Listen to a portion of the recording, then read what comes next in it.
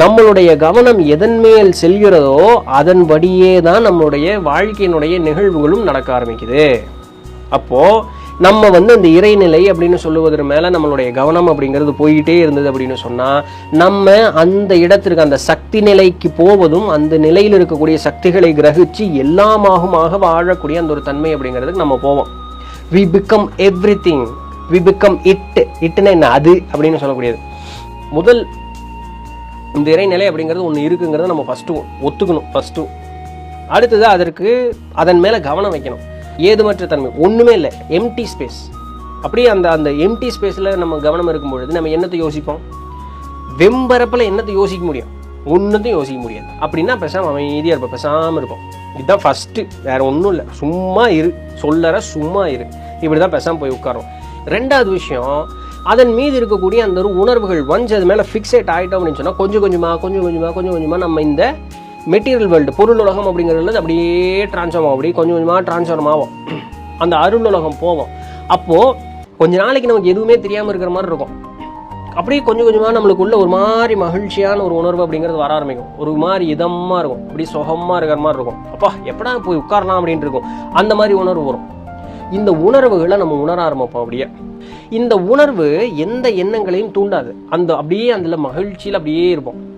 இப்போ என்ன ஆகும் தெரியுங்களா? உடம்பு அப்படின்னு சொல்லக்கூடியது, உடம்புக்குள்ளே என்ன தெரியுமா? நம்மளுடைய மூளை இந்த பீட்டா வேவ்ஸ்ன்னு சொல்லக்கூடிய இந்த பரபரன்னு யோசிச்சுட்டு இருக்கிறதுலேருந்து அப்படியே டவுன் ஆகி இப்படி காமாகும். நியோ கார்டெக்ஸ்ன்னு சொல்லக்கூடிய இந்த மேல் பகுதியில் இருக்கக்கூடிய அந்த அனலிட்டிக்கல் திங்கிங் அப்படிங்கிறது டவுன் ஆகி நேரம் அப்படி உள்ளே வரும்.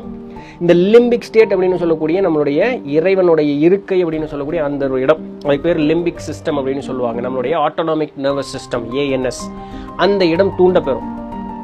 அந்த தூண்ட பெறும் பொழுது அது உணர்வுகளாக மாறும். எப்படிப்பட்ட உணர்வுகளாக மாறும்? மகிழ்ச்சியும் சுகமும் அமைதியுமான ஒரு உணர்வுகளாக மாறும். இப்போ இந்த மாதிரி ஒரு உணர்வு மாறும் பொழுது, உணர்வுகள் அப்படின்னு சொல்லக்கூடியது என்ன? நம்மளுடைய உடல்ல நடக்கக்கூடிய ஒரு சில கெமிக்கல் காம்போசிஷன்ஸ், மற்றபடி வேற ஒன்றும் இல்லை. சரிங்களா? நீங்க மகிழ்ச்சி அப்படிங்கிறது ஒரு எண்ணம் வந்ததுன்னா அந்த மகிழ்ச்சிங்கிற எண்ணத்தை உணர்வதற்காக ஒரு சில கெமிக்கல்ஸ் செக்ரேட் ஆகும். உங்களுடைய உடல்ல வலி வேதனைகள் எங்காவது இருக்கும், ஆனா அது மேல நீங்க கவனப்படல. நீங்க அப்படியே அந்த சுகமா இருக்கக்கூடிய அந்த ஒரு எண்ணத்துல அப்படியே உட்காந்துருக்கீங்க.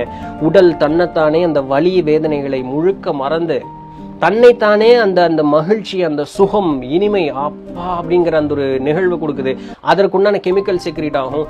நோய்வாய்ப்பட்ட உடல் தானாக தன்னை சரி செய்து கொள்ளும். உங்களுடைய எண்ணம், வலி, வேதனை, அந்த ஒரு பிரிவு, துக்கம், இதிலிருந்து மீண்டு வருவீங்க. உங்களுடைய உணர்வுகள் தானாக சுத்திகரிக்கப்படும். இப்போ இது ரெண்டாவது ஸ்டெப். இந்த ஒரு நிலை போனோன்னா மூணாவது என்ன ஆகும்? இந்த ஒரு அமைதியும் ஒரு மகிழ்ச்சியான அந்த ஒரு நிலை இருக்கு பாருங்க, அது உணர்ந்தீங்கல்ல, அந்த உணர்வு இன்னும் அழுத்தமாக பெறும் பொழுது இது நமக்கு அறிவாகவும் ஞானமாகவும் மாறும்.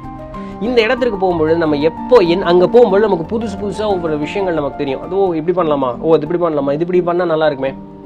அப்போ நீங்கள் ஒரு புது மனிதனாக அந்த இடத்துல மாற ஆரம்பிக்கும்.